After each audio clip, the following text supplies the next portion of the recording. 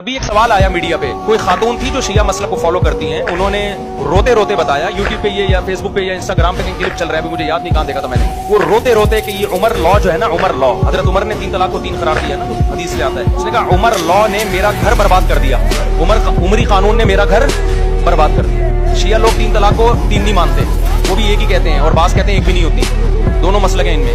اس نے کہا عمری قانون نے میرا گھر کیا کر دیا۔ وہ خاتون سنی تھی، بعد میں شاید شیعہ ہو گئی، وہ روتے روتے بتا رہی ہیں کہ مجھے حلالے پر مجبور کیا، کسی اور کے بستر کی بہت سی عورتیں زینت بنتی ہیں عمری قانون کی وجہ سے، اور پھر اس سے طلاقیں لے کے پہلے شوہر کے پاس جاتی ہیں، یہ عمری قانون ہے جو عورتوں کا زندگی تباہ و برباد کر رہا ہے، اور کتنا اچھا قانون ہے کہ 3 دے دی تو پھر بھی رجوع کا حق ہے۔ میں نے اپنے بھانجے کو کے لیے بھیجا، میں نے کہا مجھے دلانا، میں جمعے میں اس پہ بات کروں گا۔ ایک تو عمر کا قانون قرآن و سنت کے قانون سے ہٹ کے نہیں ہے، یہ سیدھا سیدھا اسلام پہ اعتراض ہو رہا ہے کہ اسلام نے گویا عورت کو مجبور کر دیا کہ گھر اس مرد نے غصے میں 3 طلاقیں نکال دی، اب وہ عورت کسی اور کے بستر کی زینت بن رہی ہے اور یہ بے غیرتی والا کام ہو رہا ہے، اور پھر واپس آئی تو سزا کس کو مل رہی ہے؟ عورت کو مل رہی ہے۔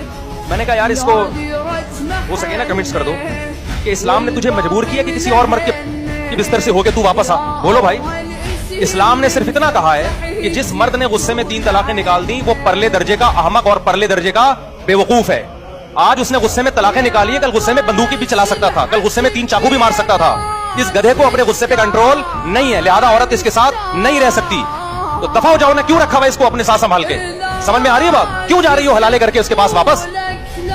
اسلام نے تو دروازہ بند کیا، وہ تو ایک آپشن دیا ہے کہ اگر عدت کے بعد کسی اور مرد سے نکاح ہو جائے، اس سے بھی نہ بنے تمہاری، اس کا مطلب تمہاری کسی سے بن نہیں رہی ہے۔ اب دوبارہ اس پہلے شوہر کے پاس جاؤ گی تو 20 دفعہ سوچ سمجھ کے جاؤ گی کہ بھائی غلطی کس کی تھی، میں نے غصے پہ مجبور کیا تھا اس کو۔ اور پھر بھی اسلام نہیں کہتا کہ جاؤ، اسلام کہتا ہے مت جاؤ، کہیں اور شادی کرو یا اسی کے ساتھ رہو۔ خود آپ حلالے کر کے واپس پلٹ رہی ہو، اور بدنام کس کو کر رہی ہو؟ اسلام کو۔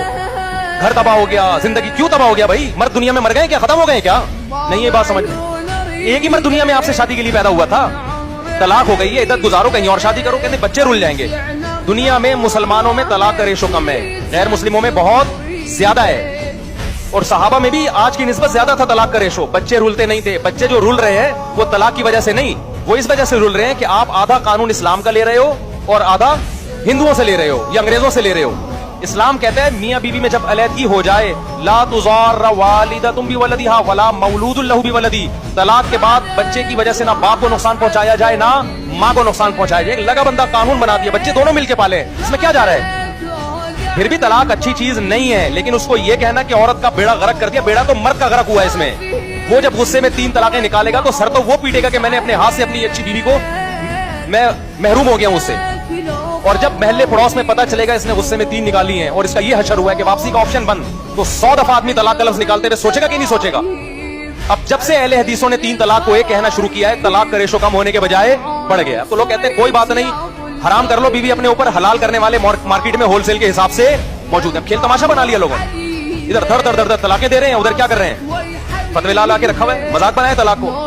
اور یہ بھی ایک بات بتا دوں، اس میں ہمیں وہ عورتیں تو نظر آتی ہیں جو 3 طلاق کے بعد رو رہی ہوتی ہیں، بہت سی ایسی عورتیں ہیں جو مرد نے غصے میں 3 نکال دی، عورت ہنس رہی ہوتی ہے کہ جان چھوڑ گئی میری اس آدمی سے۔ نہیں، یہ بات سمجھ میں، کیونکہ اسلام میں نکاح ختم کرنے کا حق مرد کے پاس ہے، عورت کے لیے مرد سے جان چھڑانا اسلام میں آسان نہیں ہے۔ تو یہ آسانی اسلام نے ایسے رکھ دی کہ غصے سے مغلوب شخص خود ہی زبان سے نکال دے گا، بعد میں پچھتاتا پھرے گا، لیکن عورت کی جان چھوٹ جائے گی۔